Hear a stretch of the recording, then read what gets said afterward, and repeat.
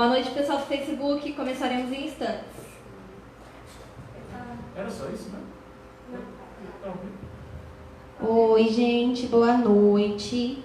Vamos nos achegando. Senta direitinho aí no sofá da sua casa, que hoje é dia de polêmica. Aproveita, já manda sua perguntinha aqui nos comentários. Daqui a pouco a gente tem um convidado mega especial, nosso gatinho, o Padre Rafael. Você que não é católico, de outra religião, ou você que é católico, mas tem dúvidas, nunca teve a oportunidade de perguntar alguma dúvida sua para um padre, este é o momento. O Padre Rafael vai tirar as dúvidas de todos os jovens de 0 a 100 anos, como diz a Naira. Manda a sua pergunta nos meios de comunicação da gente, que a gente vai responder conforme o decorrer da nossa live. Aproveita também, já chama todo mundo para assistir o vídeo, compartilha e a gente começa já já. Bom, como de costume, nós vamos iniciar rezando o terço da Divina Misericórdia meditado, tá bom? Então mas primeiro o Bruno vai cantar, né, Bruno? Canta aí.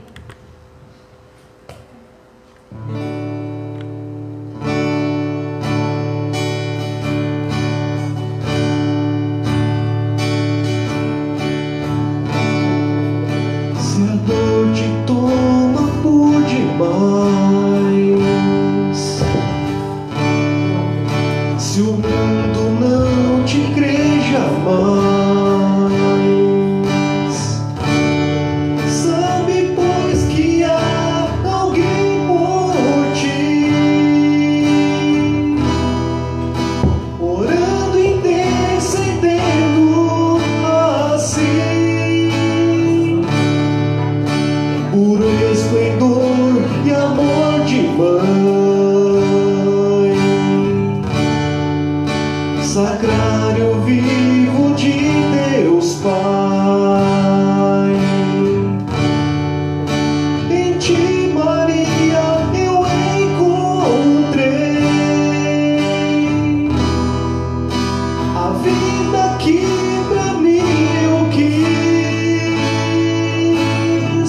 Imaginei como seria o paraíso de Jesus, com paz e harmonia em nossos corações. Pra sempre então seria eterno em louvor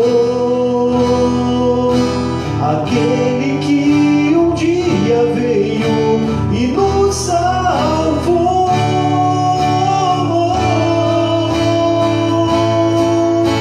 Ó Mãe Santíssima, me leva a Deus e para sempre exultarei com cantos tenros de louvor, buscando a salvação. E nesta hora que eu te rogo aqui, dentro em meu peito está a vontade de te conhecer. Maria, tu que és porta do céu.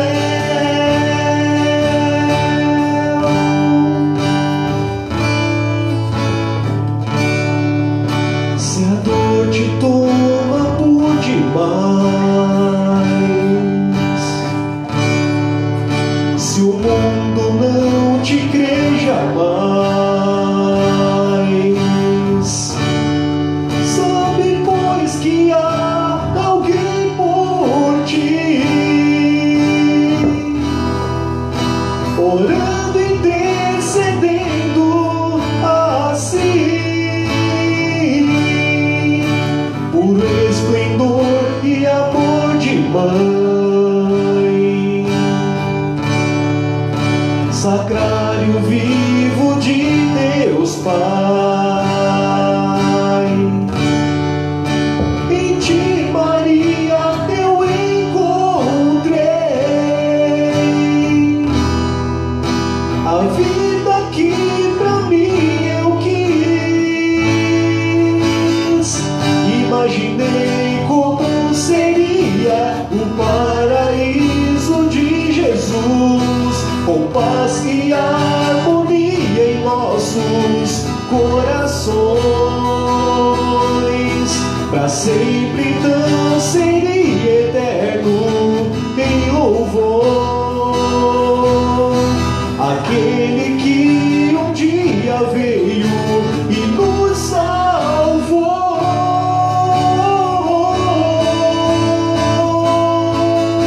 Ó Mãe Santíssima, me leva a Deus e para sempre exultarei com cantos, terros de louvor, buscando a salvação. E nessa hora que eu te rogo aqui, dentro em meu peito está a vontade de te conhecer. Maria, tu que és porta do céu.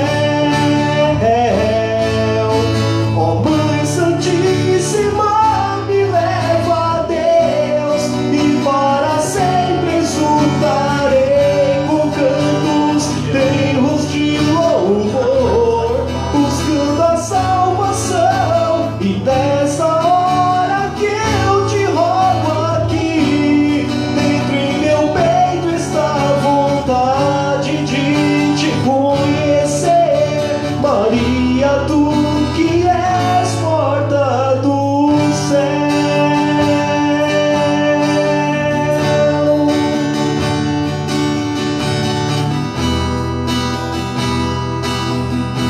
Maria, tu que és porta do céu.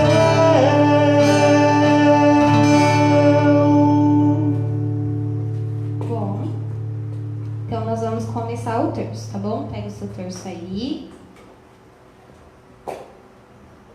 Pelo sinal da Santa Cruz, livra-nos Deus nosso Senhor dos nossos inimigos. Em nome do Pai, do Filho e do Espírito Santo. Amém. Amém. Oração. Vós morreste, Jesus, mas uma fonte de vida jorrou para as almas, e abriu-se um mar de misericórdia para o mundo. Ó fonte de vida, insondável misericórdia de Deus, envolvei o mundo todo e derramai-vos sobre nós. Ó sangue e água, que jorrastes do coração de Jesus como fonte de misericórdia para nós, nós confiamos em vós. Ó sangue e água, que jorrastes do coração de Jesus como fonte de misericórdia para nós, nós confiamos em vós. Ó sangue e água, que jorrastes do coração de Jesus como fonte de misericórdia para nós, nós confiamos em vós. Pai nosso, que estais nos céus, santificado seja o vosso nome. Venha a nós o vosso reino. Seja feita a vossa vontade, assim na terra como no céu.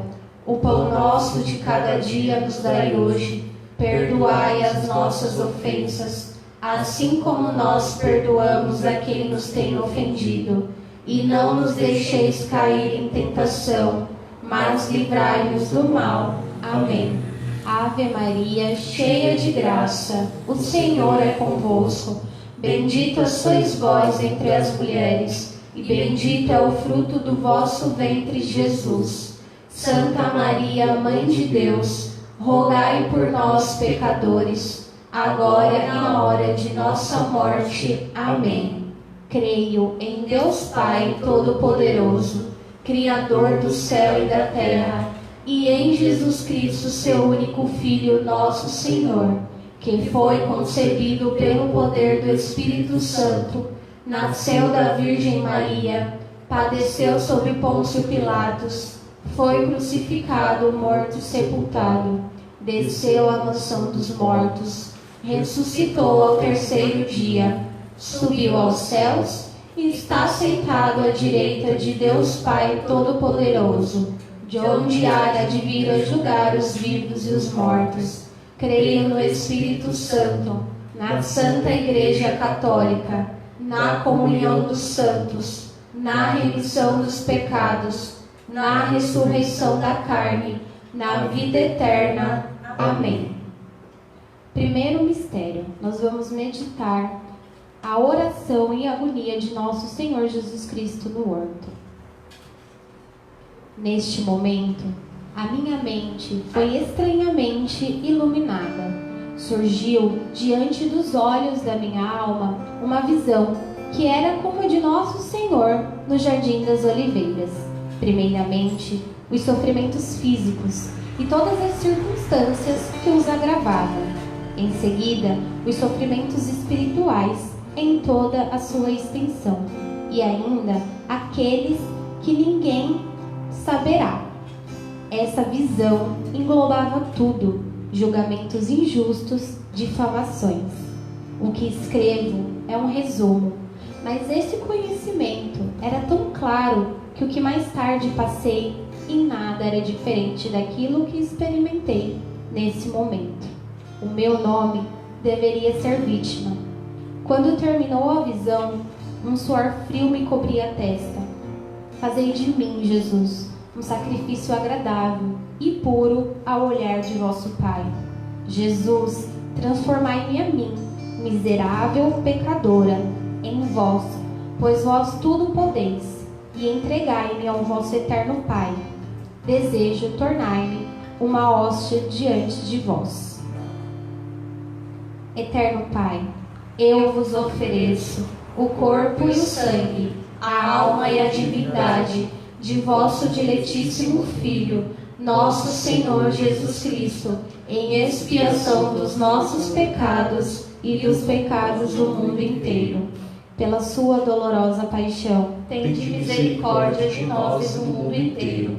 Pela sua dolorosa paixão, tende misericórdia de nós e do mundo inteiro. Pela sua dolorosa paixão, tende misericórdia de nós e do mundo inteiro. Pela sua dolorosa paixão, tende misericórdia de nós e do mundo inteiro. Pela sua dolorosa paixão, tende misericórdia de nós e do mundo inteiro. Pela sua dolorosa paixão, tende misericórdia de nós e do mundo inteiro. Pela sua dolorosa paixão, tende misericórdia de nós e do mundo inteiro. Pela sua dolorosa paixão, tende misericórdia de nós e do mundo inteiro. Pela sua dolorosa paixão, tende misericórdia de nós e do mundo inteiro. Pela sua dolorosa paixão, tende misericórdia de nós e do mundo inteiro. Segundo mistério, nós vamos contemplar a flagelação de nosso Senhor Jesus Cristo.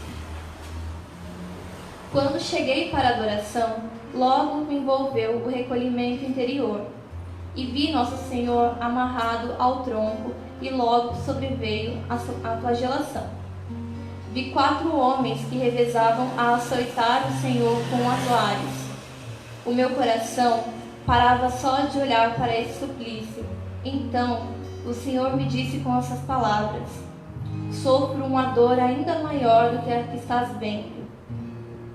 E Jesus deu-me conhecer por quais pecados submeteu à flagelação. Foram os pecados da impureza. Por que terríveis sofrimentos morais passou Jesus quando se submeteu à flagelação? Então Jesus me disse: olha e repara bem no gênero humano, no presente condição. Imediatamente vi coisas horríveis. Afastaram-se os algozores de nosso Senhor e vieram flagelá-lo. Outras pessoas que seguravam nas suas mãos os chicotes e castigaram sem piedade o Senhor. Eram sacerdotes, religiosos e religiosas, e os mais altos dignários da igreja. O que muito me admirou. Haviam leigos de diversas idades e classes. Todos descarregavam sua maldade sobre o inocente Jesus. Ao ver isto, meu coração entrou numa espécie de agonia. E quando flagelavam os carrascos, Jesus se calava e olhava para longe. Mas quando flagelavam essas almas que mencionei acima, Jesus cerrava os olhos e um gemido surdo, mas terrivelmente doloroso, escapava-lhe do coração. E o Senhor deu-me a conhecer detalhadamente a gravidade da maldade dessas almas ingratas. Estás vendo, este é o sofrimento maior que a minha morte. Então calaram-se também os meus lábios e comecei a sentir a agonia. e senti que ninguém me consolaria, nem arrancaria deste estado, a não ser aquele que introduziu nele. Então o Senhor me disse: estou vendo a dor sincera do teu coração, que trouxe enorme alívio ao meu coração. Olha e consola-te. Eterno Pai, eu vos ofereço o corpo e o sangue, a alma e a divindade de vosso diletíssimo Filho, nosso Senhor Jesus Cristo, em expiação dos nossos pecados e os pecados do mundo inteiro. Pela sua dolorosa paixão, tende misericórdia de nós e do mundo inteiro.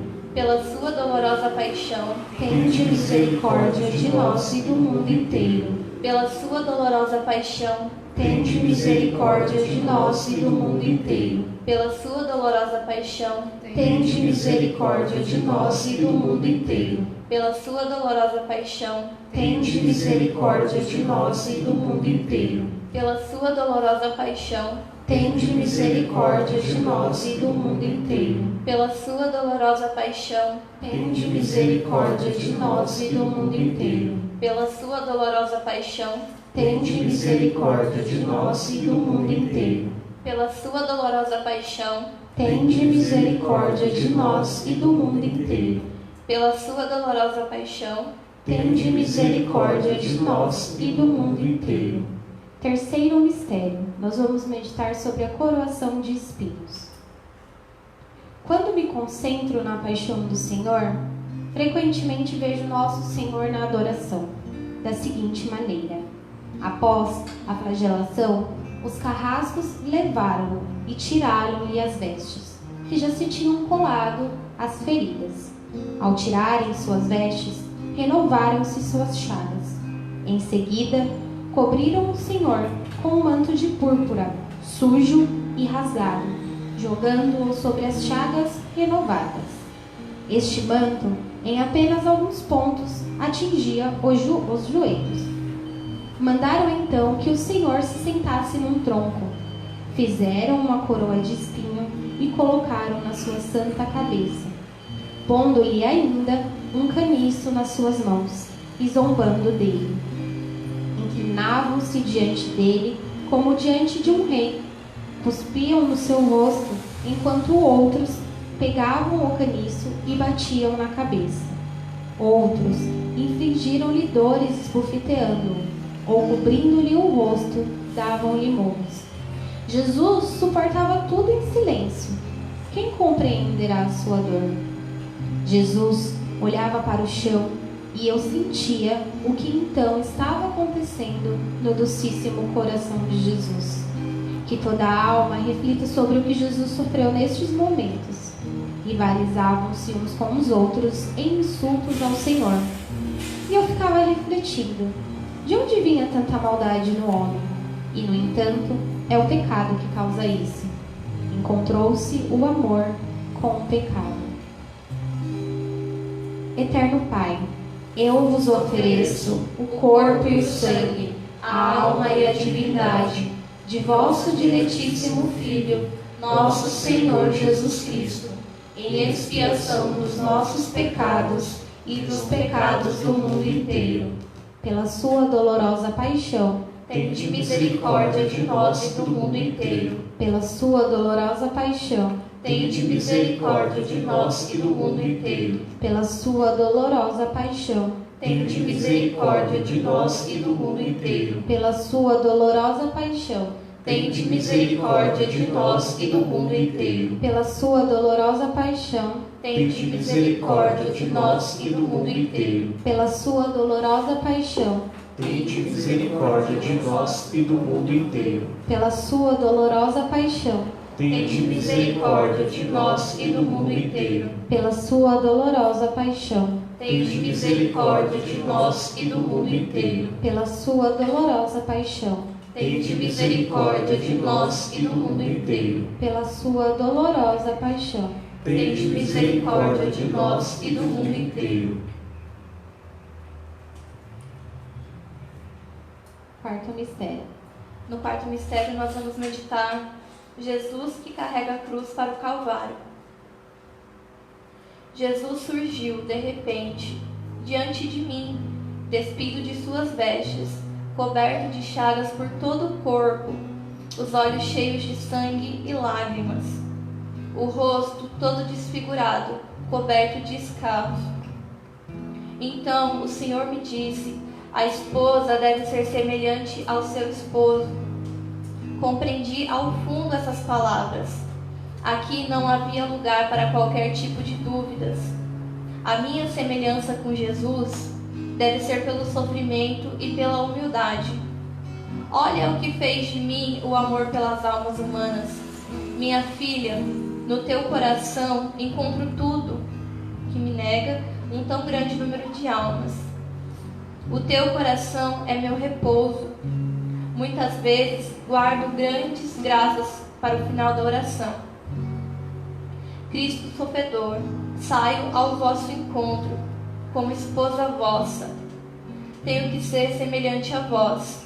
O vosso manto de ultrajes deve cobrir também a mim. Ó Cristo, vós sabeis como desejo ardentemente assemelhar-me a vós. Fazei que participe de toda a vossa paixão, que toda a vossa dor se entorne no meu coração.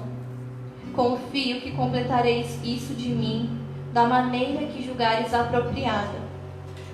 Eterno Pai, eu vos ofereço o corpo e o sangue, a alma e a divindade de vosso diletíssimo Filho, nosso Senhor Jesus Cristo, em expiação dos nossos pecados e dos pecados do mundo inteiro. Pela sua dolorosa paixão, tende misericórdia de nós e do mundo inteiro. Pela sua dolorosa paixão, tende misericórdia de nós e do mundo inteiro. Pela sua dolorosa paixão, tende misericórdia de nós e do mundo inteiro. Pela sua dolorosa paixão, tende misericórdia de nós e do mundo inteiro. Pela sua dolorosa paixão, tende misericórdia de nós e do mundo inteiro. Pela sua dolorosa paixão, tende misericórdia de nós e do mundo inteiro. Pela sua dolorosa paixão, tende misericórdia de nós e do mundo inteiro. Pela sua dolorosa paixão,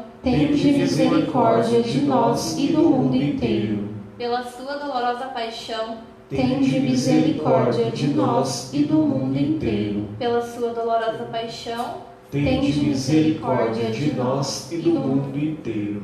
Quinto e último mistério. Nós vamos meditar Jesus morrendo na cruz. Durante a Santa Missa, vi Jesus pregado à cruz em grandes tormentos. Um imperceptível gemido saía do seu coração. A seguir disse: tenho sede, estou sedento pela salvação das almas. Ajuda-me, minha filha, a salvar as almas. Une os teus sofrimentos à minha paixão e oferece-os ao Pai Celestial pelos pecadores. À noite, vi Nosso Senhor crucificado. Das mãos, dos pés e do lado corria o preciosíssimo sangue. A seguir, Jesus me disse: tudo isto é pela salvação das almas. Reflete, minha filha, sobre o que tu estás fazendo pela salvação delas. Respondi: Jesus, quando eu olho para a vossa paixão, vejo que eu quase nada faço pela salvação das almas. E o Senhor me disse: fica sabendo, minha filha, que o teu silencioso martírio de todos os dias, na total submissão à minha vontade, leva muitas almas ao céu. Quando te pareceres que o sofrimento ultrapassa tuas forças, olha para as minhas chagas e te elevarás acima do desprezo e do juízo dos homens. A meditação sobre a minha paixão te ajudará e te elevareis acima de tudo. Compreendi muitas coisas que antes não era capaz de entender. Eterno Pai, eu vos ofereço o corpo e o sangue, a alma e a divindade de vosso diletíssimo Filho, nosso Senhor Jesus Cristo, em expiação dos nossos pecados e dos pecados do mundo inteiro. Pela sua dolorosa paixão, tende misericórdia de nós e do mundo inteiro. Pela sua dolorosa paixão, Tende misericórdia de nós e do mundo inteiro. pela sua dolorosa paixão, Tende misericórdia de nós e do mundo inteiro. pela sua dolorosa paixão, Tende misericórdia de nós e do mundo inteiro. pela sua dolorosa paixão, Tende misericórdia de nós e do mundo inteiro. pela sua dolorosa paixão, Tende misericórdia de nós e do mundo inteiro. pela sua dolorosa paixão, Tende misericórdia de nós e do mundo inteiro. pela sua dolorosa paixão, Tende misericórdia de nós e do mundo inteiro. pela sua dolorosa paixão, Tende misericórdia de nós e do mundo inteiro. pela sua dolorosa paixão, Tende misericórdia de nós e do mundo inteiro. Deus Santo, Deus forte, Deus imortal, tende piedade de nós e do mundo inteiro. Deus Santo, Deus forte, Deus imortal, tende piedade de nós e do mundo inteiro. Deus Santo, Deus forte, Deus imortal, tende piedade de nós e do mundo inteiro. Oração final. Ó Deus eterno, em quem a misericórdia é insondável e o tesouro da compaixão é inesgotável, olhai propício para nós e multiplicai em nós a vossa misericórdia, para que não desaparecemos nos momentos difíceis, nem esmoreçamos, mas nos submetamos com grande confiança à vossa santa vontade, que é amor e a própria misericórdia. Encerramos nosso Santo Terço em nome do Pai, do Filho e do Espírito Santo. Amém. E agora, galera, Bom, chegou o momento. Para os jovens de 0 a 100 anos, a gente tem um convidado mega especial. Já queria começar também agradecendo. Meu celular não parava de bombar aqui de mensagens, mandando perguntinhas. Raíza. Bom, com vocês, nosso vigário, o Padre Rafael.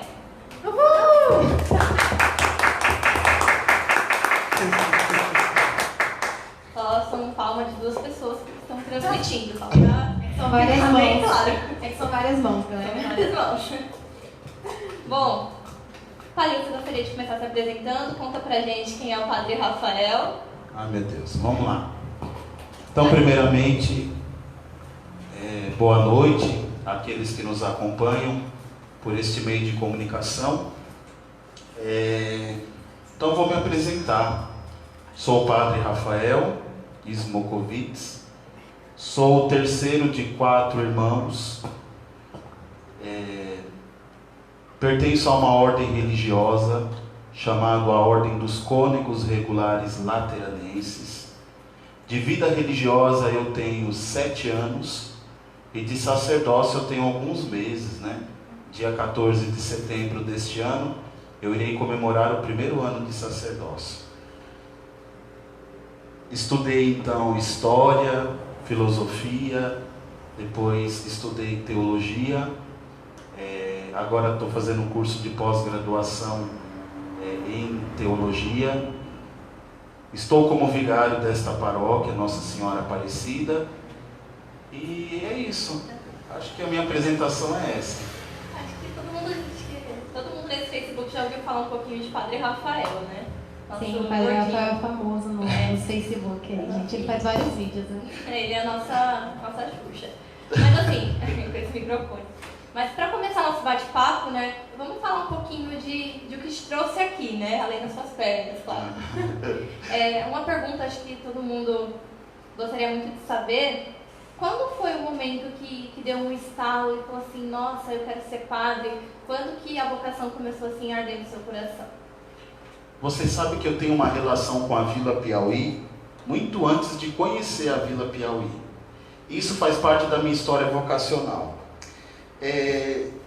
Sou natural da Vila dos Remédios e lá na Vila dos Remédios eu participei durante um tempo, mas assim, o que mudou a minha vida foi o crisma. Os meus catequistas de crisma, eles me apresentaram um Jesus que eu não conhecia. E me apresentaram uma igreja que era uma igreja jovem, que transformou a minha vida. Por que eu digo que tem uma relação com a Vila Piauí? Porque eu senti o meu chamado no Crisma. Todos os encontros, aquilo ia me tocando. Mas teve algo especial que me tocou. No retiro do final do Crisma, antes de ser crismado, da missa de Crisma, nós fizemos um retiro de 2 dias lá na Cajula. E uma pessoa aqui da paróquia foi pregar. Essa pessoa era a Ivani. Aquela magrinha, pequenininha assim, isso a Ivani. E nós trabalhamos no retiro, e eu me lembro como hoje o Pai Nosso. E no Pai Nosso, o meu grupo, que nós éramos em 5 pessoas, trabalhou a expressão, que seja feita a tua vontade. E esse que seja feita a tua vontade foi trabalhado de forma tão bonita e profunda, que eu senti no meu coração o chamado para a vida religiosa. Não foi para o sacerdócio, foi para a vida religiosa. E assim, eu continuei na catequese. Fui crismado e continuei como catequista. Depois, como catequistas, foram aparecendo aí outras missões, como coordenação dos acólitos e coroinhas, equipe de liturgia. Você sabe, quando você entra na igreja, parece que, porque o trabalho é pouco, né? O trabalho é muito e as pessoas são poucas, então vai enchendo você de tarefa. Mas a missão da catequese me tocou. E o que seja feito a tua vontade, vendo a escassez no mundo, vendo o Senhor que me chamava, eu fui a fundo. Eu namorava, deixei de namorar, então a minha vida foi assim, foi mudando. Eu já trabalhava, mas fui deixando tudo para seguir o Senhor. E a cada oração, a cada momento ali, nos próprios encontros de catequese, eu sentia crescer mais no coração a chama da vocação. Interessante, a Iva, que é daqui da Matriz, que pregou o nosso retiro, ela dizia: eu sou da paróquia da Vila Piauí. Eu nem sabia onde ficava a Vila Piauí. Quem diria que um dia eu seria vigário aqui, nessa paróquia de Vila Piauí? Então, caríssimos filhos, é Deus que vai falando nos sinais da vida. Lá naquele tempo Ele já me chamava. E é interessante, porque a vocação, ela é algo bonito. Porque é assim, Naya, tem muito jovem que espera assim, estar dormindo, e aí de repente ouve uma voz: ei, você aí. Aí você acorda assim, leva um susto, aí você olha para o lado, é você mesmo. Ó, vai ser padre, vai ser freira. São Gregório Nazianzeno dizia que todos nós somos chamados a servir a Deus. Porém, alguns têm coragem para responder o chamado. Eu não me vejo como uma pessoa corajosa, mas eu me vejo como alguém que, respondendo o chamado, encontrou a felicidade. Porque, meu povo, não foi fácil para mim chegar até aqui, mas eu faria tudo de novo, porque eu sou feliz na minha missão. Que seja feita a tua vontade. Isso acompanha até hoje aqui. Eu acho muito legal o que você falou, porque você é uma pessoa feliz, porque a vocação, quando ela é assertiva, quando ela é encontrada, a resposta é ser feliz, né?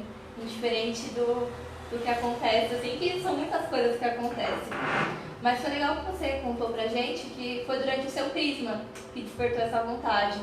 Então, o que você diz para esse jovem, para essa pessoa que faz o crisma e volta para casar ou some? Qual o recadinho que você deixa? Eu deixo um recado assim. Primeiro, eu deixo um recado aos catequistas. Porque, olha, eu gosto muito quando o Papa Bento XVI foi eleito, que ele chega na sacada do Vaticano, na Praça de São Pedro, e diz assim: uma única coisa me consola, é que Deus sabe trabalhar com instrumentos insuficientes. E eu me vejo como esse instrumento insuficiente. Todos nós somos. Aos catequistas, primeiro eu deixo a mensagem assim: deixe que na tua insuficiência Deus fale. Porque às vezes nós nos preocupamos muito em falar, em fazer, e nós esquecemos que a igreja não é nossa, a igreja é dele. E às vezes é na insuficiência do nosso ser que Deus fala. As minhas catequistas não eram doutoras em teologia, mas o jeito simples de falar de Deus, de conduzir a oração, me tocou. Então aos catequistas eu falo: perseverem, falem de Deus. Às vezes a gente perde tanto tempo na catequese falando de droga, de álcool, de prostituição. É importante, mas a essência da catequese é falar de Deus para que os jovens se apaixonem por Ele. Tá? Então a primeira mensagem eu deixo é essa. E para os jovens, eu digo uma coisa que uma catequista minha dizia. Quando a gente faltava no encontro ou perdia alguma coisa, a gente ia falar com ela, ela falava como era o encontro, depois ela falava assim: você perdeu, foi bom. Eu falo muito isso para os jovens, quando eles falam: padre, eu não posso ir, ó. Filho, você perdeu. Porque aquele momento Deus poderia ter falado, ter resolvido alguma angústia. Quando nós estamos atentos, Deus fala. E na catequese de Crisma, Deus nos fala muito. Às vezes nosso coração, por estar assim balançado, por ser jovem, não escuta. Então, jovens, atenção. Você que foi embora do Crisma, ou que acha que o Crisma não foi bom para você, eu tenho certeza que Deus gritou, mas a dureza do seu coração não deixou você ouvir, porque Ele fala. Está se quebrando aqui. Só respondendo a primeira pergunta também, nossos internautas já começaram a chegar por aqui. O postulante Felipe mandou um abraço, você acabou de responder a pergunta que ele fez. E os catequistas também, está todo mundo mandando um alô. Então fica o recado, perseverem. Catequista, você pode fazer a diferença na vida de alguém. Amém. Próxima. Bom, vamos Peraí, lá. rapidinho. Boa noite, Felipe. Então ele vai entender o que é. Bom, padre, nós sabemos que sem os padres, os religiosos, eles sempre foram muito respeitados, né? Nós sempre tivemos um carinho especial com os nossos padres, ou deveríamos. Porém, com o nosso mundo meio bagunçado, nós perdemos um pouco desse cuidado com os nossos religiosos. A pergunta é assim: até que ponto a intimidade e a brincadeira ela é saudável com o padre? Certo, tá bom. Eu consigo definir a igreja, os fiéis, de 3 formas. Aqueles fiéis que se sentem família na igreja, então que eles se aproximam de tal forma que eles percebem que a igreja é a casa deles. Aquele segundo grupo de fiéis que às vezes até trabalha na comunidade, mas vê aquilo mais como um trabalho do que como uma família. E o terceiro, que são aqueles nossos fiéis de missa, que vai na missa das 7h30 sempre e pronto. Então, o dia que não tem a missa das 7h30, não tem missa das 10 nem das 19. 7h30 é um exemplo, viu? Que não é os velhos não, os velhos são os mais fiéis. Então, caríssimos irmãos, esses 3 tipos de católico eu defino. Aqueles católicos que vão à missa, para eles chega a ser indiferente os padres. Vocês sabem que eu gosto de andar vestido de padre, porque eu acredito que é direito do fiel ver o padre.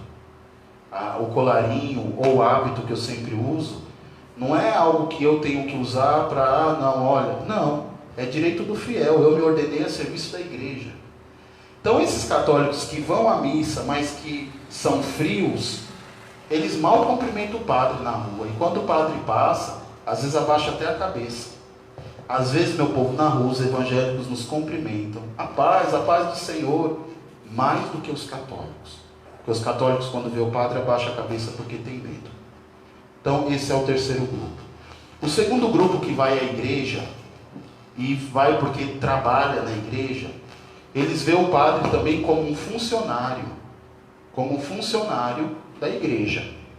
Então, são aqueles fiéis que, se o padre fala muito baixo, reclama, que o padre está falando muito baixo, não dá para ouvir nada que esse padre fala. Se o padre fala muito alto, reclama. Como grita, meu Deus, como grita. Se o padre manda olhar para o lado, reclama. Esse padre fica com gracinha na hora da missa. Se é aquela homilia chata, reclama. Então são pessoas que estão na comunidade, mas não sentem esta presença paterna do sacerdote. Esse grupo chega a ser pior do que o último, aquele que não nos cumprimenta. Porque esse grupo ele sempre tem pedras para atacar no padre. Tá? Já aquele primeiro grupo que é família, é um grupo que se preocupa, que liga, que está junto, que sabe quando o padre não está bem, que conversa, que vê quando o padre está gripado. E são coisas pequenas, minha gente. Eu tenho alergia. Então, quando eu uso incenso, eu sempre fico meio zoado, assim, meio com tosse, tá? Terrível.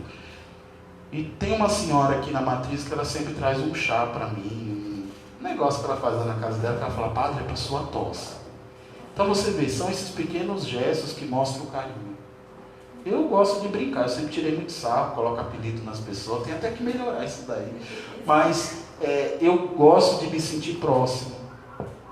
Mas eu me lembro de uma coisa que era estranha. Porque eu, quando eu era catequista, eu tinha medo de conversar com o padre. Não medo. Era assim, o padre era uma figura assim, séria. Então você tinha receio de se aproximar do padre. Eu sei que muita gente é assim. Então às vezes quando eu estou na porta eu falo, coragem meu povo, está arrastando o chinelo. Eu vejo que as pessoas dão uma risadinha, mas elas ficam meio sem graça, meio desanimadas, assim, tipo, meu Deus, o padre está brincando.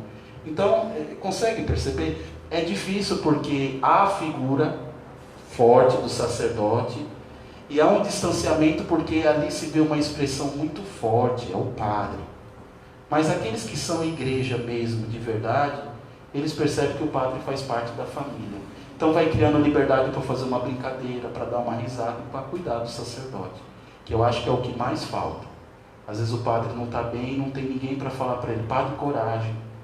Às vezes o padre se preocupa tanto com a homilia. Eu tenho um confrade, não sei se vocês conhecem, eu não vou falar quem é, porque senão o bichinho coitado sofre para fazer o sermão dele. E ele escreve, ele lê, e ele fica inseguro. Por quê? Porque ele acha que as pessoas não gostam do jeito que ele fala. E às vezes o povo gosta do jeito que o padre fala e não tem coragem de falar para ele, nossa padre, o sermão foi bom. Olha padre, eu gostei disso. Ou se não falar também, ó padre, eu não gostei. Então o padre fica sem a resposta da comunidade. E às vezes o que chega a ele é, ó, fulano está reclamando. Fulano fala isso do padre. Ó, tal comunidade está falando isso. Então percebe, às vezes só chega o que é ruim no padre e o que é bom ninguém fala. Então é difícil para ele também. Essa troca de experiência é fundamental, eu vejo. Gente, ó, então fica aí a dica. Cuide dos nossos padres, rezem pelos nossos religiosos. Porque falta padre, mas falta muito cuidado também. Acho que encerramos esse primeiro bloco. A A nossa gatinha já está filtrando as perguntas. Chegou alguma já. Aqui tem bastante também, se quiser revezar. Paz de Jesus, irmãos. Boa noite. Paz. Tem um monte de pergunta aqui. Umas foram dos internautas, outras foi eu mesmo que coloquei, porque às vezes até eu tenho dúvida.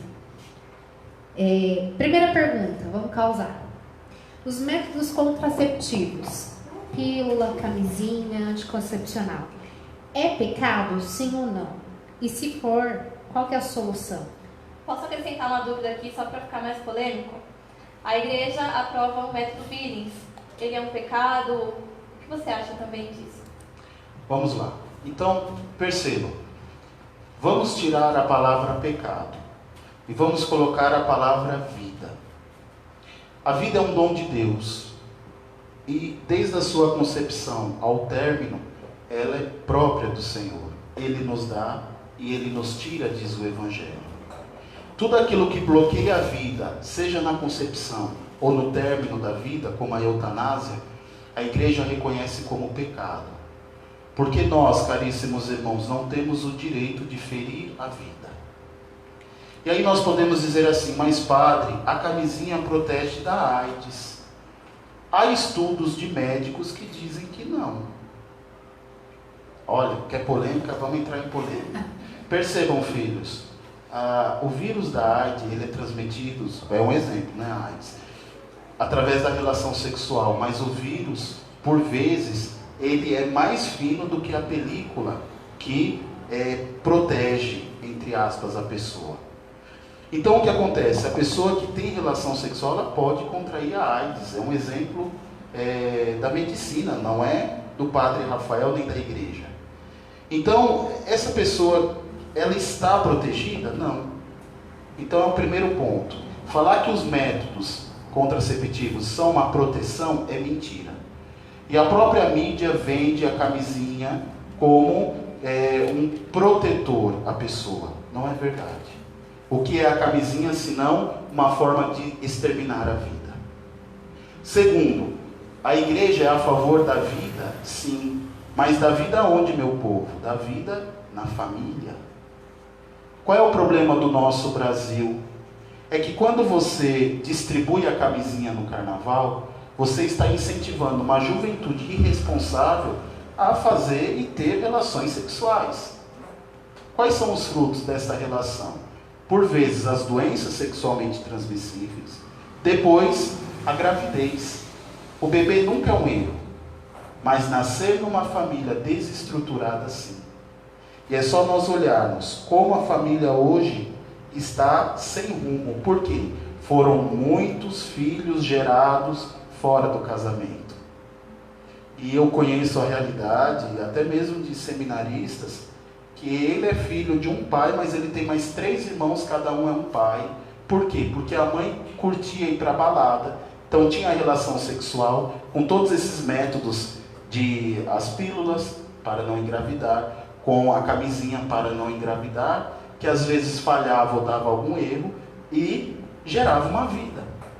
Ou seja, gerando a vida fora do matrimônio, acaba desestruturando a pessoa.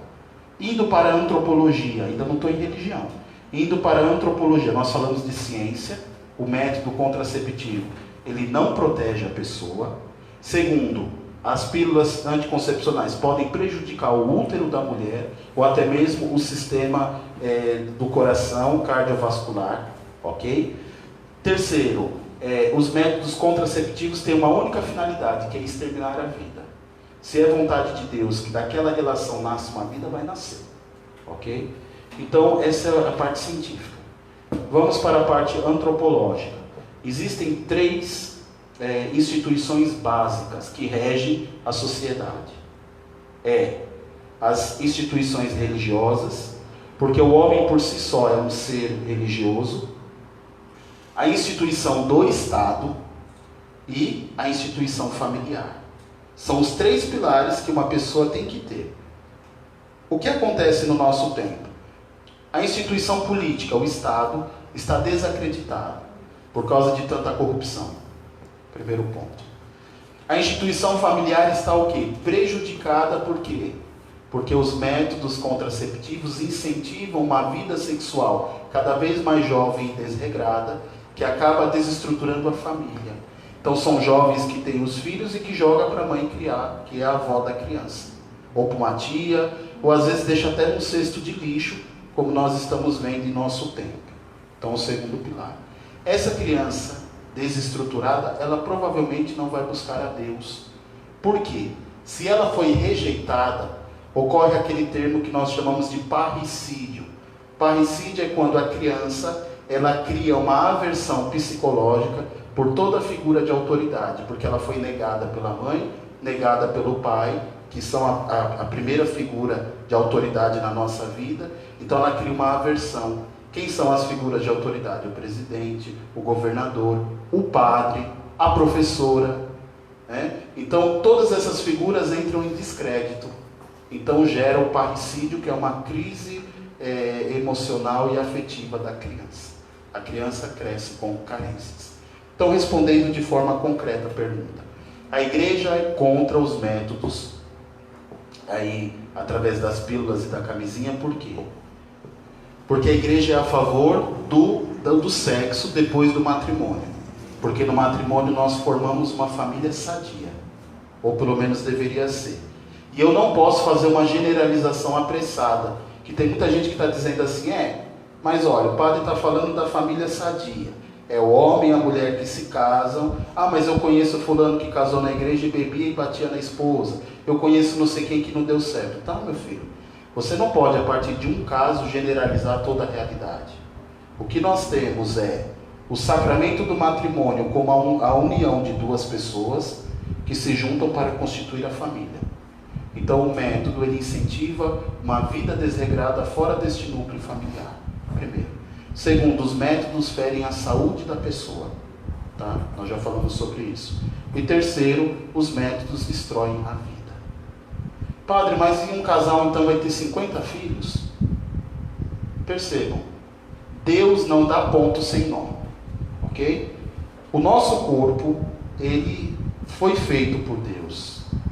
E a forma biológica do nosso corpo é perfeitíssima. Você quer entender, caríssimos filhos, o mistério de Deus? Olhe para você. Esses dias eu conversava com o Padre Daniel uma coisa que eu acho interessante. Já repararam que no dedo de vocês tem uma pedrinha a mais? Por quê? Porque se o nosso dedo fosse todo esticado, nós não iríamos conseguir fazer esse movimento. Percebam, Deus nos cria de forma tão perfeita que até uma coisa que a gente pensa que está sobrando, não está sobrando. Tem uma finalidade. E nós sabemos que a mulher tem o seu período fértil e o seu período que não está fértil. E dizia Santo Agostinho, que eu me conheça a mim mesmo, que eu vos conheça, Senhor. Ou seja, quanto mais íntimo eu estiver de mim, quanto mais eu conhecer o meu interno e o meu externo, mais eu vou saber como lidar com os meus problemas. Então, o que a igreja recomenda é o método natural. Da mulher fazer a tabela, saber o período que ela está fértil, o período que ela é infértil. E aí, o período que ela está fértil, se ela não quer ter filhos, a igreja recomenda que não se tenha relações sexuais naquele período. Porque naquele período em que ela está fértil, é o período em que Deus está dando a possibilidade dela procriar. Agora, qual é a ideia? Ela espera, ela e o marido se guardem, porque nem tudo é sexo, meu povo. Certo? O marido e a mulher não vivem fazendo sexo dia e noite. Conversam, né? As pessoas conversam, assistem televisão, costumam a sair, tem outras coisas, né? Apesar que o mundo sexualizou muito a pessoa, a ponto de tornar o outro um objeto. É só você ver a indústria pornográfica, como ela virou um grandioso comércio, tá? É você instrumentalizar o outro para o seu prazer. Então a igreja recomenda, período fértil, se guardem. Vivam juntos, caminhem juntos, mas se guardem. E no período que a mulher não está fértil, que ela tenha relações sexuais com o seu marido. Eu sei que o senhor falou para tirar a parte do é pecado, não é pecado, mas às vezes quando a gente fala assim e não fala claramente se é pecado ou não, a pessoa não consegue entender ou aceitar. Mas assim, uma mulher, por exemplo, ela é casada, vive com seu marido e toma anticoncepcional. Ela está em pecado? Ela precisa se confessar? Sim, ela está em pecado. Ponto final. O primeiro ponto que nós devemos entender é isso. Ela está em pecado por quê? Porque ela está intervindo numa ação divina. O que é o pecado? É tudo aquilo que nos afasta de Deus. Isso é o pecado. Você modificar a estrutura do seu corpo é um pecado, minha gente. Consegue entender? Então, a pessoa vive em pecado. Só a confissão é necessária? Não. Precisa, nós falamos que na confissão há duas realidades. A confissão e a conversão de vida. Não adianta eu falar assim, eu quero comungar, então eu vou até o padre. Padre, quero me confessar. Padre, olha, eu uso anticoncepcional, eu sei que é errado. Aí, o padre dá absolvição, a pessoa vai lá e comunga e chega em casa, toma o anticoncepcional. Não. É necessário ter uma conversão de vida. Ok? Então, a pessoa que utiliza os métodos, ela está em pecado. Porque ela está intervindo na graça de Deus. Tá? Se for vontade de Deus... Tá bom, então vamos lá. Agora uma dúvida pessoal minha. Você falou assim que a mulher, quando ela estiver usando o método Billings, por exemplo. O método Billings, gente, pesquisem, é um método natural que a igreja ensina e é muito interessante. A gente sabe que a gente tem que ser aberto à vida, porque nós mulheres nascemos para reproduzir. Então, por exemplo, se eu sou casada e eu uso o método Billings como um método contraceptivo com o intuito de não ser aberto à vida, não é válido. Estou em pecado também. Sim. Percebam, há 3 perguntas que nós fazemos no dia do casamento. E uma delas é justamente sobre os filhos. Se você está aberto à prole e se você promete perante o altar do Senhor educar esses filhos na fé católica. Os homens falam, sim, tá bom. Então, nós não devemos olhar o homem e a mulher apenas como instrumentos de reprodução. Não é isso. Mas já dizia Aristóteles, entrando na filosofia, que o homem é zooma politikoma. O homem, ele é um ser político por natureza. Ele é uma pessoa que se relaciona com os outros. Nenhum homem consegue viver sozinho, fechado em si, numa mônada, como diria Leibniz, mas esquece da mônada. Então, nós, caríssimos irmãos, nascemos para nos constituir e nos relacionarmos com outras pessoas. A união do matrimônio tem como finalidade não apenas a procriação, mas a constituição da família como um elo sagrado e essencial. Então, um marido e uma mulher que se unem em matrimônio, mas querem ter um cachorro e não um filho, de certa forma eles estão em pecado, porque eles estão dizendo não à vida. Agora também, nós não podemos cair no extremo e dizer assim, então tem que ter filho até enquanto a mulher está no período fértil, até os 40, 50 anos, então vamos ter filho. Não, também não é assim, certo? O método, ele deve auxiliar você para que você constitua a sua família e que você possa cuidar da sua família. É a dignidade da vida que a igreja diz. Então, por exemplo, o Bruno está aqui, ele se casou. Ele não pode ter 40 filhos, minha gente. 40 não dá, mas 20 filhos. Sendo que ele trabalha aqui na rua de baixo e ganha um salário mínimo. Então, é necessário ele e a esposa entrar num consenso, desejar os filhos e cuidar para que eles tenham uma quantidade de filhos do qual eles possam criar e educar de forma digna dentro da fé católica. Então, acho que fica um resumo do Enem pra gente, né? Seguinte, nós católicos acreditamos na vida. Quando a gente se casa, a gente assume um compromisso com a vida. Então, nós confiamos em Deus. Não é porque somos abertos à vida que vai vir uns 100 mil filhos.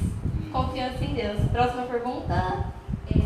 A próxima pergunta, ela ainda vai um pouco de encontro com isso, padre. Quem está fazendo é a Rosimeire Oliveira, que está assistindo a gente pelo Face. Ô Rose, um abraço. Juízo, mãe. Ela pergunta assim: se a mulher casada decide não ter mais filhos e ela faz laqueadura, ela está pecando? Sim, perceba que tudo aquilo que fere a naturalidade do ser é pecado, minha gente.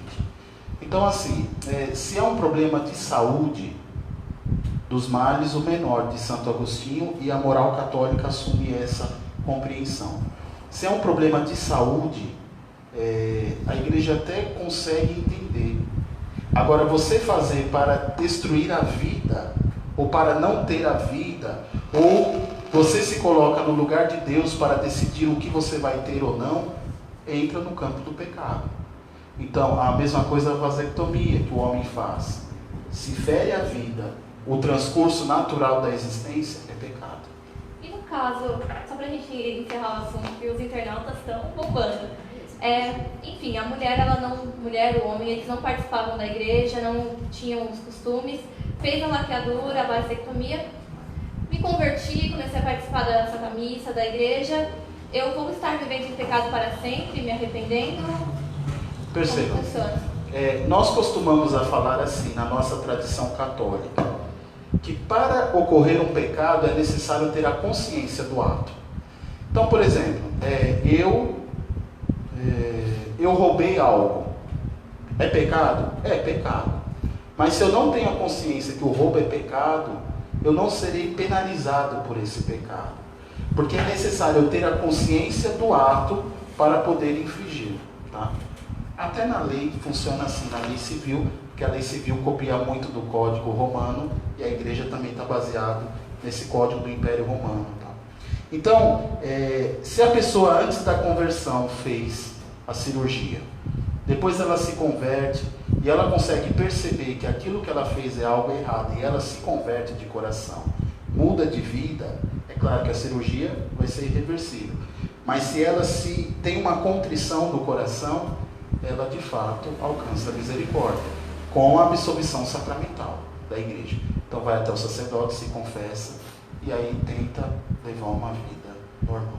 Perfeito, vamos para a nova Próxima pergunta. Ainda falando sobre sexualidade, agora mais para os jovens, eu acredito.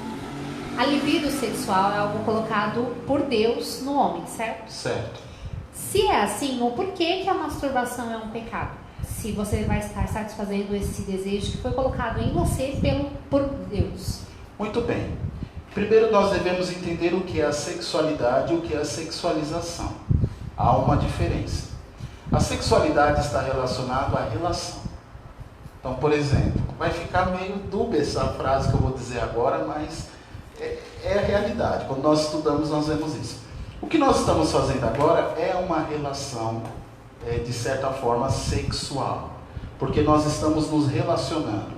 Deus nos cria para se relacionar com o outro. Toda afetividade está relacionada à sexualidade. Ok? Até aí, tudo bem. Nós temos impulsos? Sim. Nós temos desejos? Sim. Isso constitui a pessoa. Nós somos seres dotados de vontade e de desejos. Vamos tirar a sexualidade e vamos para outro campo. A Naira me fez o mal. Sei lá. Falou uma mentira. Aí eu vou tirar satisfação com a Naira. Aí a Naira fala assim, falei mesmo, e daí? Sobe o teu sangue e você tem uma faca, não dá vontade de matar? Mas espera aí, essa vontade foi colocada dentro do coração humano? Perceba, buscar a verdade sim, eu fui lá tirar a verdade. Agora, o desejo de matar, ela vem do impulso, o instinto humano que não é divino, vem da raiva, da ira. A mesma coisa a sexualidade, foi colocada por Deus sim, mas no mundo sexualizado, onde quando a gente fala assim, verão, vem a imagem de uma mulher bonita com uma cerveja na praia, ok? No mundo onde as novelas incentivam a sexualização, as vestes incentivam uma sexualização, neste mundo em que a sexualização se tornou objeto, quanto mais nós entramos na ideia do mundo, mais nós transgredimos aquilo que é impulso e transformamos aquele impulso que era relacional em algo físico. A masturbação ela entra em dois problemas. Primeiro esse, que eu perco a noção que a sexualidade é algo maior do que o órgão genital. Ok? As relações afetivas também são relações sexuais. Ok? Então quando eu perco essa noção que a sexualidade é mais ampla do que o órgão, eu já estou me perdendo. Quando eu vejo no mundo todos os prazeres e eu busco esse prazer individual no meu corpo, eu entro na outra realidade que é própria do nosso tempo, que é o individualismo. O homem no centro do universo. Percebam que esta realidade do eu no centro, ela está contemplando toda a existência humana, até a sexualidade. Onde a masturbação é o quê? É um alto prazer. Eu não preciso de uma mulher para me satisfazer, eu mesmo me satisfaço. Uso aquele outro como um objeto para a minha satisfação. Então consegue perceber? O desejo foi colocado por Deus sim, para que nós pudéssemos nos apaixonar, namorar, noivar, casar, constituir família. Percebam? O sentimento é bom, a sexualidade é boa, mas o mundo tem transformado a sexualidade em quê? Em objeto. E aí eu uso os objetos do mundo para gerar um alto prazer. A masturbação, ela é, e ainda mais aquela masturbação que é viciada, nós dizemos assim na psicologia, que ela é cometida várias vezes por dia. Ela é uma expressão de uma crise emocional muito forte. Ela é uma expressão de uma centralização no eu e de um individualismo desenfreado. Então, se você comete várias vezes o ato por dia, você está sendo tão egoísta, que você retirou todas as outras pessoas do seu prazer. Você agora vive fechado em si. Então, essas duas realidades, tá? A sexualidade vai além do órgão genital e a masturbação é a centralização do eu. É eu que busco a minha vontade. E depois, voltando ao tema do aborto. Do aborto não, que vai vir daqui a pouco. Mas voltando ao tema dos métodos. Você não deixa de estar cometendo um crime contra a sua natureza. Lembra que eu falei que tudo no corpo tem um sentido? Lembra da gordurinha aqui? O meu é gordinho, porque eu sou gordinho.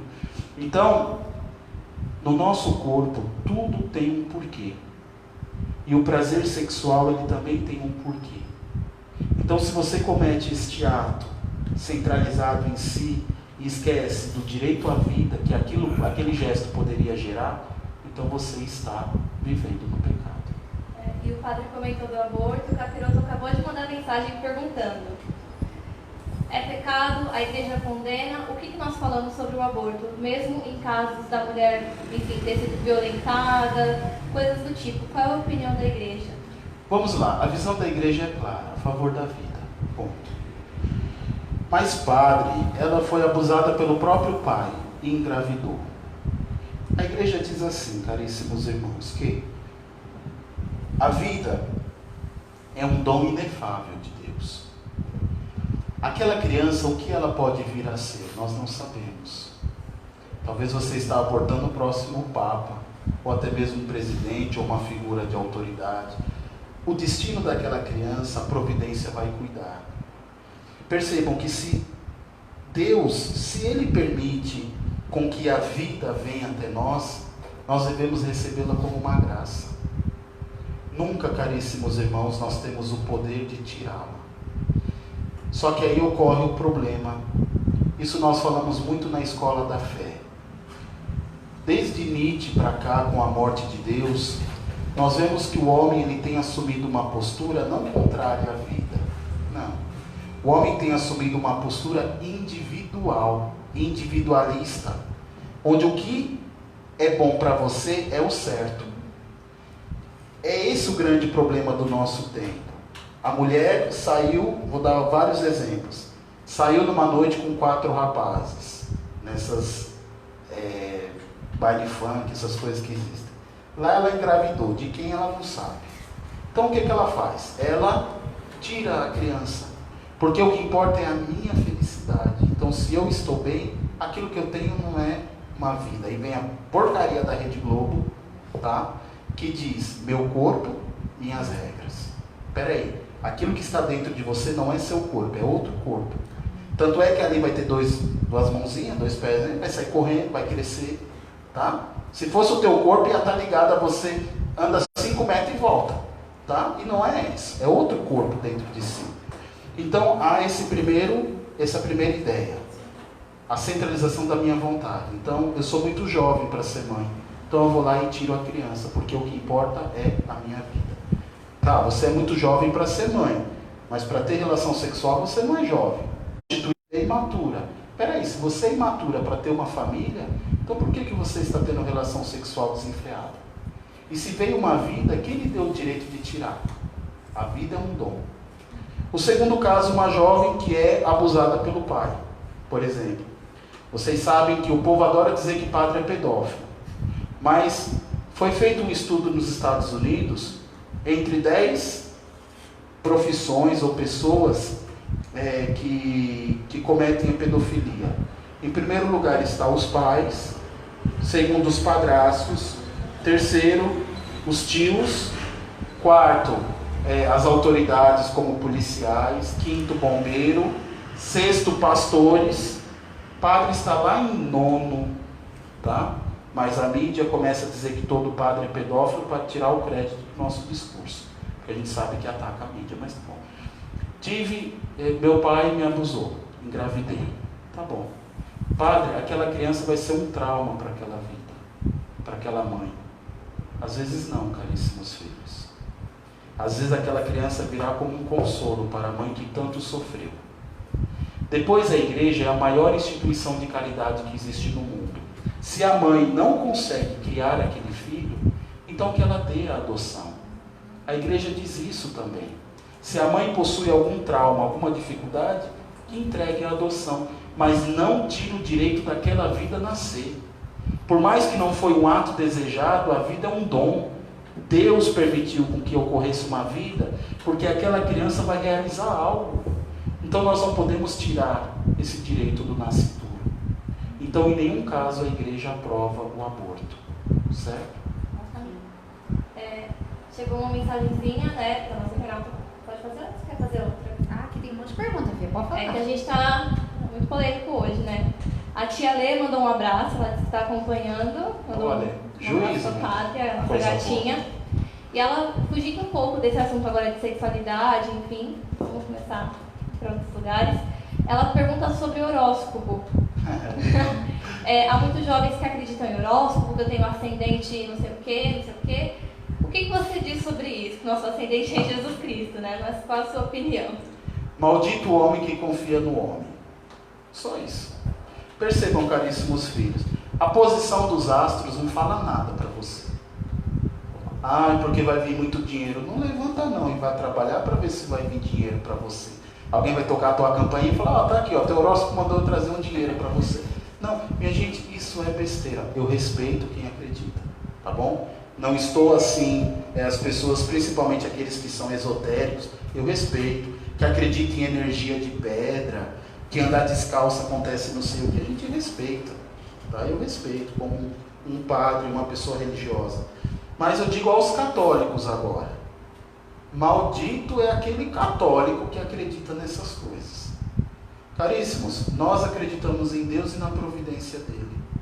E a providência de Deus age em todo o tempo pela presença do Espírito. É o Espírito que rege a nossa vida, não são os astros. É o Espírito que nos dá a força, não uma pedra. Carrega uma pedrinha assim porque vai vir uma... Não, minha gente. Confie em Deus. No Pai, no Filho e no Espírito Santo, na intercessão da Virgem Maria e de todos os santos da Igreja. Essa é a nossa fé católica. O horóscopo está ligado ao esoterismo, não é nossa tradição. Então para com essa ideia. E para de uma religião espiritualista, onde eu vou pegando o que eu gosto. Eu sou católico, eu gosto de dar missa, eu comungo, mas eu gosto de ouvir o pastor falando. Aí eu ligo lá no pastor. Mas eu gosto, eu acho que um trevo de 4 folhas me dá sorte. Aí eu ando com o trevo. Aí eu vou criando uma espiritualidade totalmente alheia à minha fé católica. Trevo não dá sorte, ferradura não dá sorte. Se desse sorte, o cavalo não tinha que ficar levando no lombo o dia inteiro. Então, caríssimos irmãos, acorda. A nossa fé é no Pai, no Filho e no Espírito. E só para não ficar dúvida, gente, a tia Lê não acredita em horóscopo. Eu sei, viu, que você está lendo o horóscopo, Alessandra. É só para levantar o assunto. Então, você católico que acredita em horóscopo, vai se converter. Vai se converter e venha se confessar. Aproveitando que o senhor falou em protestante, é pecado um católico ir a um culto protestante? O pecado não está em ir. O pecado está no porquê vai. A minha pergunta é essa. Se você é católico, por que você vai a um culto protestante? A mesma coisa eu digo aos músicos que às vezes cantam músicas protestantes na missa. Por que você canta? Porque a música litúrgica, é só um exemplo, ela não está sendo cantada na missa para levantar a galera. Não. A música litúrgica, caríssimos filhos, ela tem a missão de ajudar os fiéis a entrar no mistério que nós estamos celebrando. E esse mistério é celebrado a partir da nossa tradição de 2000 anos. Então toda a música, todo o discurso das homilias do padre, eles estão ligados à nossa tradição católica. E assim também, de certa forma, é os evangélicos.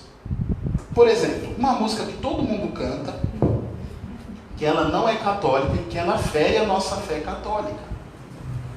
Porque é aí que eu quero entrar. Porque já que nós não somos, já que nós temos a nossa tradição, por que colocar uma tradição que é contrária à nossa, dentro da nossa igreja, ou ir buscar fora? Deus enviou o teu Filho amado para morrer no meu lugar. É a música que nós cantamos. Porque Ele vive, eu posso crer no amanhã. Aí legal. Mas Deus enviou o teu Filho amado para morrer no meu lugar.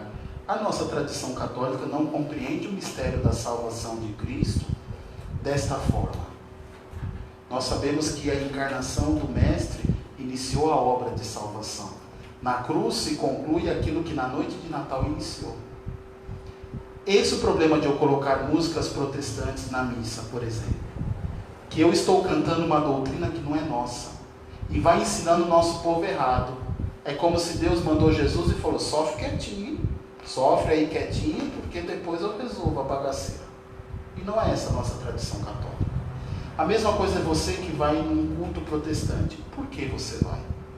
Porque lá eles vão falar algo que é contrário à nossa fé. Por exemplo, nós interpretamos Jesus quando chama Maria de mulher. Mulher, eis aí o teu filho. Um pastor protestante que malemar sabe fazer, abrir a Bíblia, ele vai dizer o quê? Olha, Jesus chama de mulher porque Maria era uma mulher qualquer.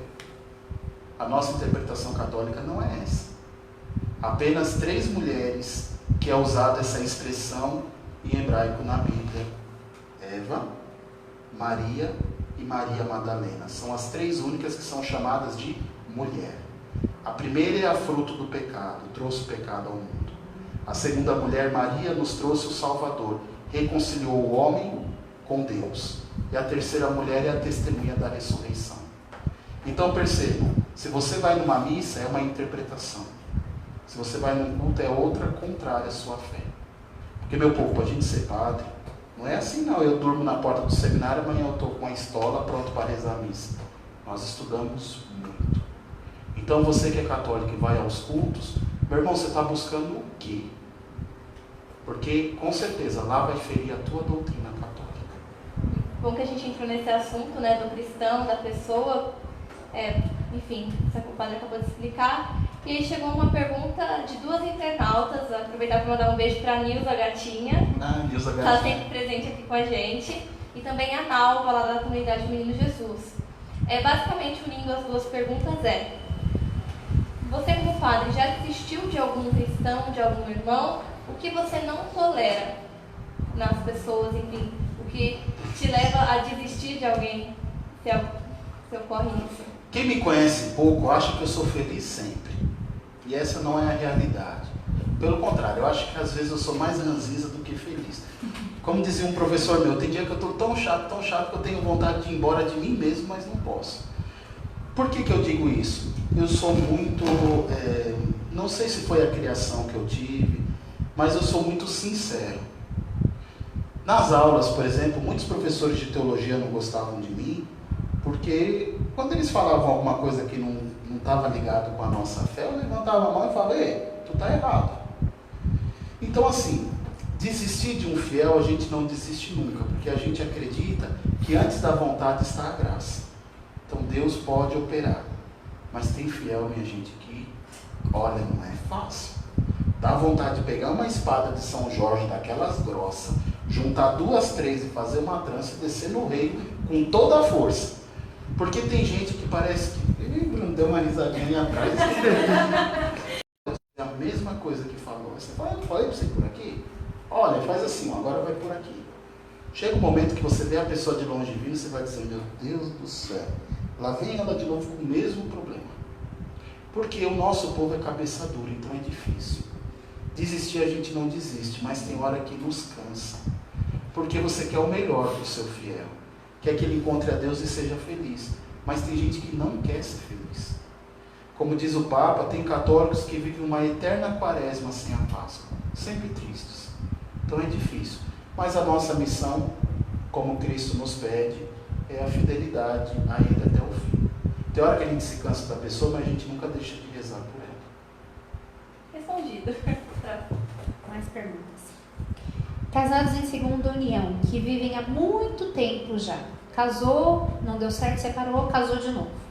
Obviamente não casou na igreja porque não é possível, né? Casou no civil. Mas já vive há muito tempo com o marido. Eles podem comungar? Certo. Vamos entender este vive há muito tempo com o marido. Meu povo, é tudo assunto polêmico, viu? Não fique com raiva de mim, não. O povo gosta. Que é aquilo que a igreja nos ensina. Casamento, ele é para sempre. Na alegria, na tristeza, na saúde, na doença, até que a morte os separe. Essa é a fórmula do casamento. Mas o que acontece? Tem casamentos que são falidos. Tem um livro aqui na estante. Eu vou pegar para vocês verem. Cuidado aí, Bruno, senão cai na cabeça. Esse aqui. Ele se chama Código de Direito Canônico. São as leis da igreja. Olha, meu povo. Depois o povo fala assim: o padre não deixa batizar. Ó, tá aqui, tudo aqui.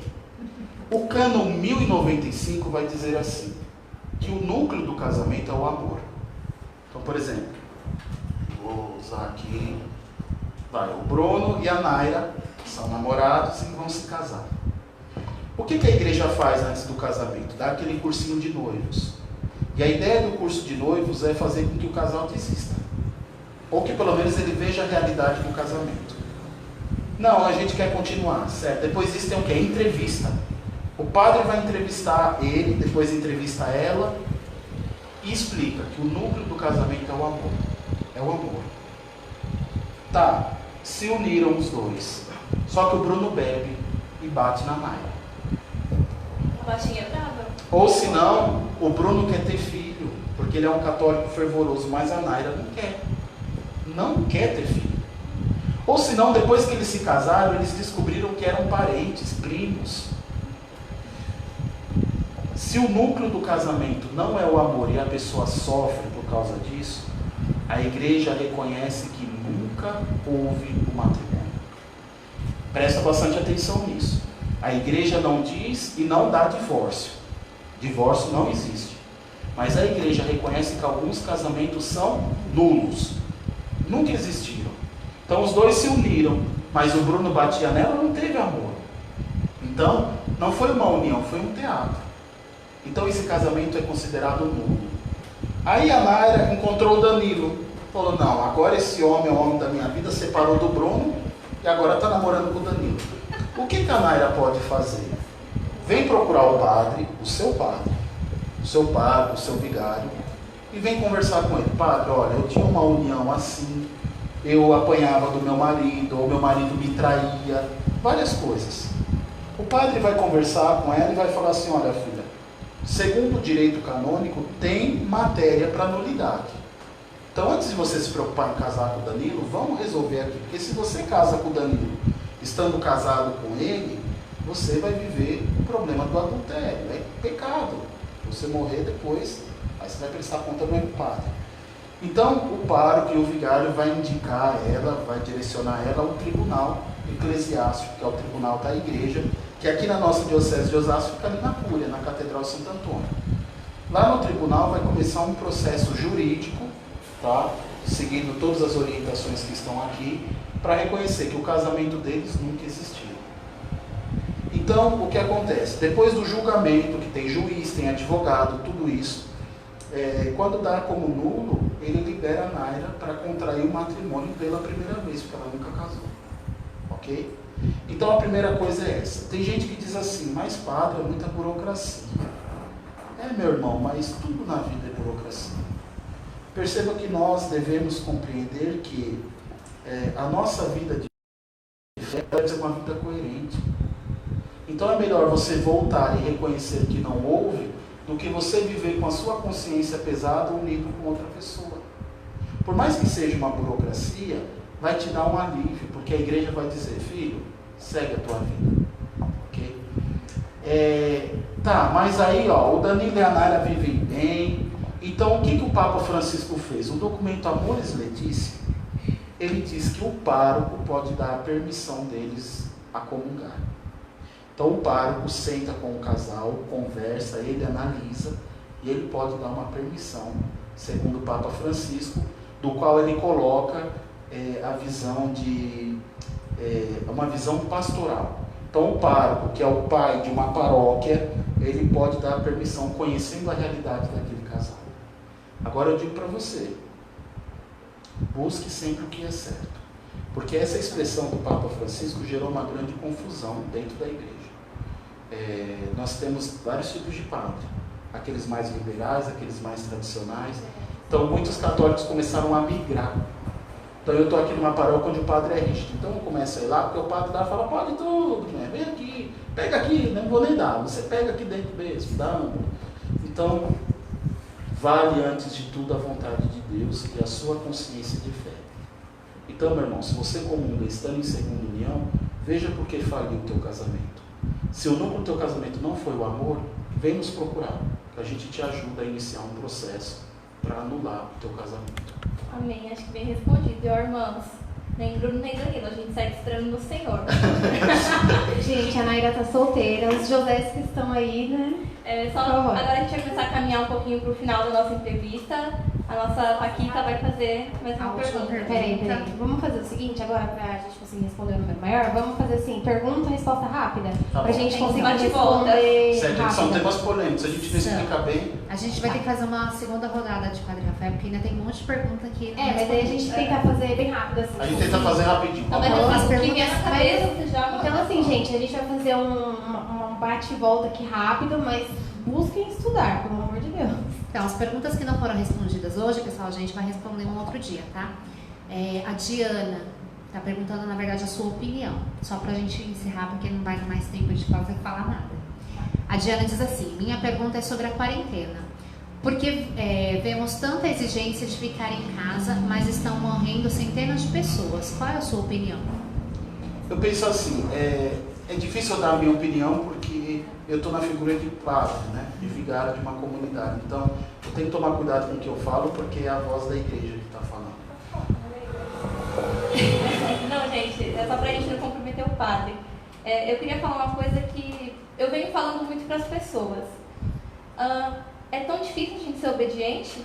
O que acontece? O Estado, o nosso governante, que é o nosso chefe, falou assim, fique em casa. Mas eu não quero ficar em casa, eu vou sair, eu vou estar sendo desobediente. Que tipo de cristão eu sou se eu não sou obediente? Te salvei, tá me devendo essa. Eu só digo uma coisa, a quarentena funcionou, será?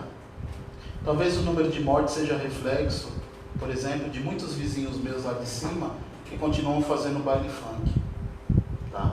Então, meu povo, eu acho que a quarentena não funcionou porque as pessoas não entenderam o que é uma quarentena. Essa é a minha opinião como pessoa. Então, se o Estado estender a quarentena, fique em casa, cuide da sua vida e cuide da vida do seu irmão. Não é para sair fazendo fofoca, é para ficar em casa e proteger ele. Menos a Pascom, que tem que estar aqui. Padre, eu sei que a gente já falou que vai encerrar, mas enfim, fica difícil. Tem a pergunta da Nilza Oliveira, que é daqui da matriz, a Nilza Magrinha, que eu acho que é pra gente encerrar com chave de ouro. A Nilza da minha Irmandade, das Beatas? Eu sou Beata. Ah, minha Beata, tá bom. Isso. Ô, minha Beata, um abraço, viu? Saudade de você. Ela faz uma pergunta que nós aqui da Pascom, que vemos acompanhando as missas, ajudando nas transmissões, estamos vendo de perto. Como é para os padres, para o Padre Rafael em especial, esse momento de quarentena, de isolamento, está celebrando sem o povo, sem os fiéis? Padre, só para complementar essa pergunta, eu vou fazer uma pergunta polêmica, né? Porque eu sou polêmica. O que você acha das igrejas fechadas? Missa, para nós fiéis, é essencial. O que você acha do bispo que fala que não pode, de não sair com o Santíssimo na rua, né? Porque na Bíblia está escrito, e de anunciar o Evangelho. E eu sei que o desejo do seu coração seria esse, mas muitas coisas impedem, né? Então, só para complementar, qual que é a sua opinião sobre isso? Essa primeira parte, eu acho que é assim, eu fiz 3 votos: pobreza, castidade e obediência. Dizia São João Bosco, quem obedece nunca erra. Porque a imitação de Cristo vai dizer, eu serei julgado pela obediência e outros serão julgados pela ordem que eles mandaram realizar. Então, eu digo assim para vocês, filhos, que para nós é um momento difícil. A Semana Santa acho que foi assim o mais doído. Eu vi o Padre Valdir chorando, minha gente, tá? E eu digo para vocês que assim, por diversas vezes e momentos, nós nos emocionamos e também choramos. Porque ver a igreja vazia dói no nosso coração.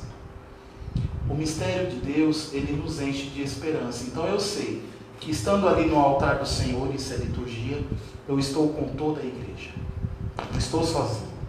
Por isso que nós rezamos a liturgia eucarística, nós lemos a palavra, nós celebramos o mistério, porque em torno daquele altar eu estou rezando por todos aqueles que ali estão, por aqueles que não estão, por aqueles que desejavam estar e que também não desejavam, por toda a igreja.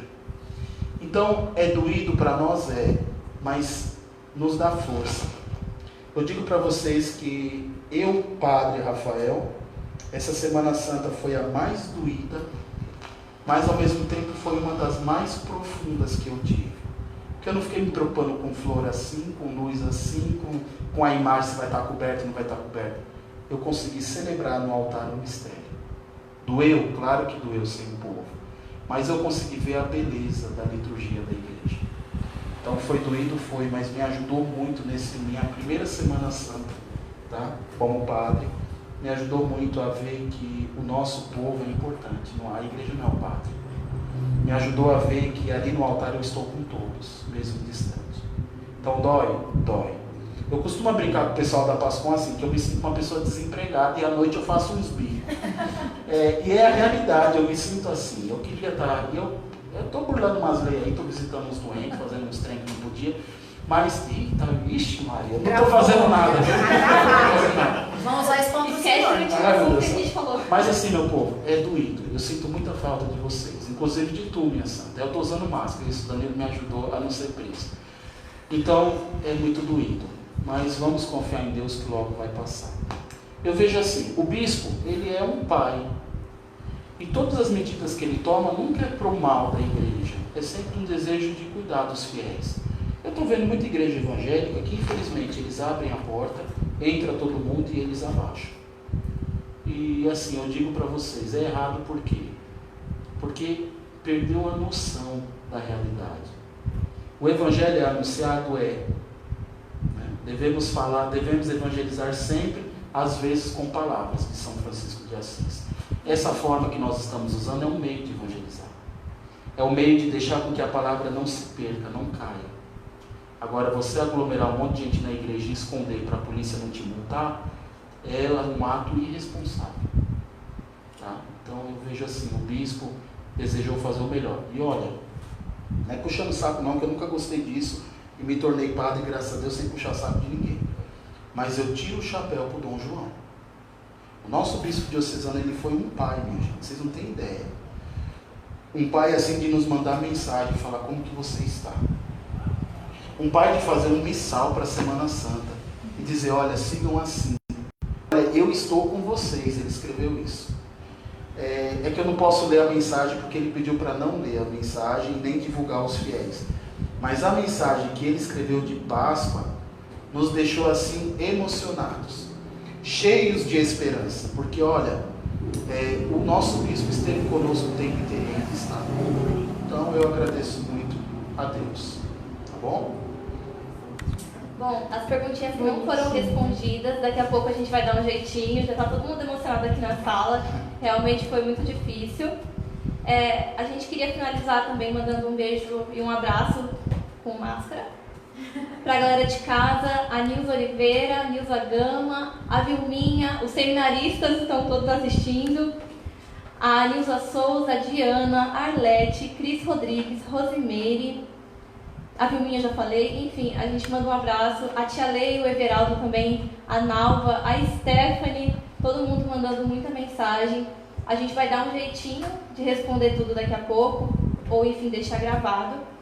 E eu queria pedir licença só para encerrar de um jeito, que uma vez o Padre Rafael, ele falou uma coisa que marcou muito a minha vida, assim, eu acho que foi uma das maneiras que o Padre mais me amou, quando ele falou isso.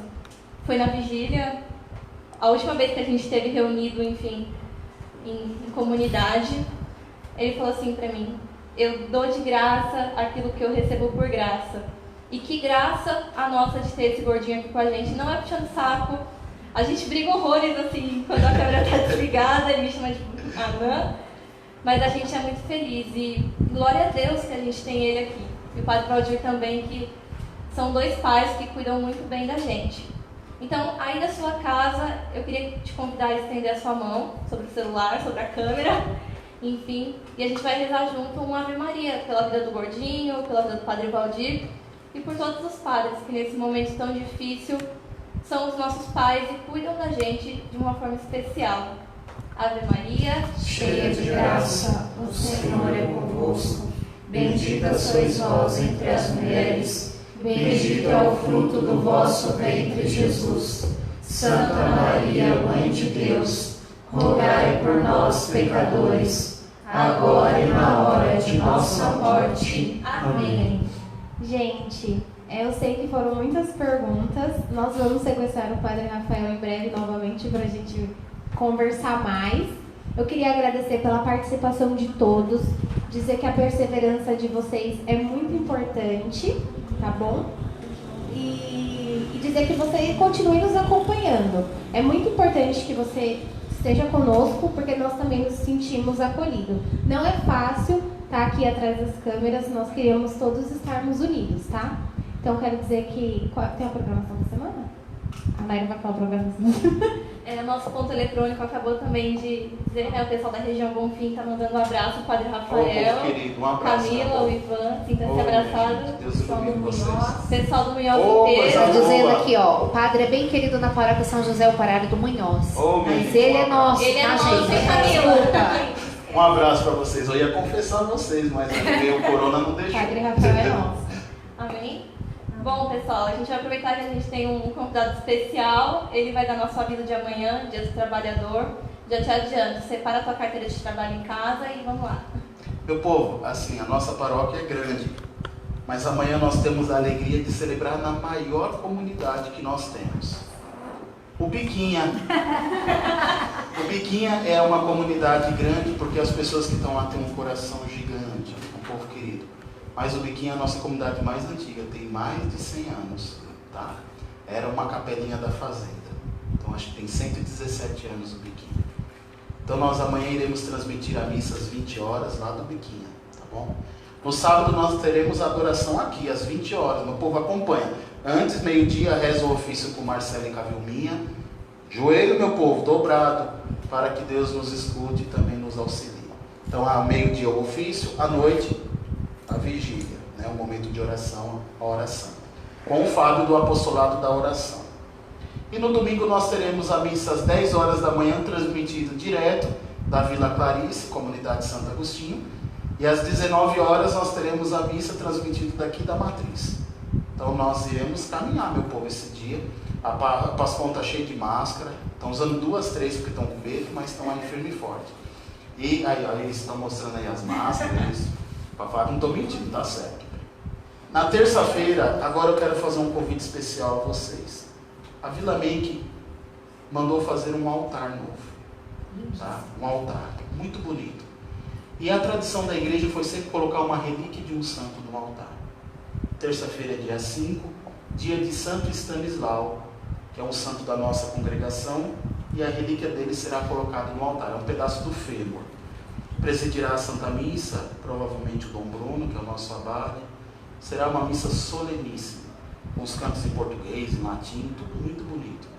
E nós estaremos lá para colocar a relíquia no dia de Santo Stanislau, no altar novo da Vila Make. Então será transmitido terça-feira às 20 horas, direto da Vila Make. Quarta-feira a gente acha que vai ser de Santa Rita, estamos ainda resolvendo. Quinta-feira será o Momento Jovem aqui na Matriz. E sexta-feira será na Vila Simões. Tá bom, meu povo? Vila Simões. Mas aí semana que vem a gente fala a programação. Senão vocês não vão embora hoje mais.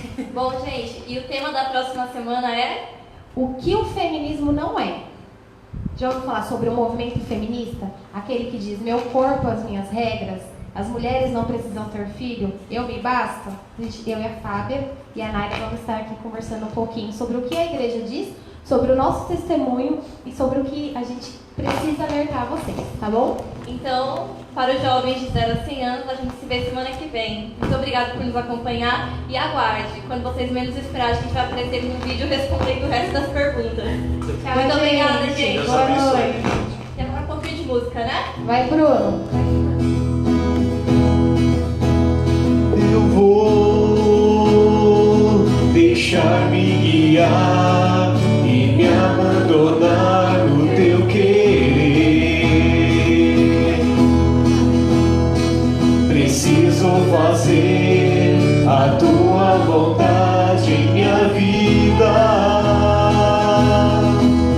Para onde eu irei? Em quem me apoiarei? Para onde eu irei? Em quem me apoiarei? Eu seguirei, eu irei aonde fores, Senhor. Eu seguirei, eu irei aonde fores, Senhor.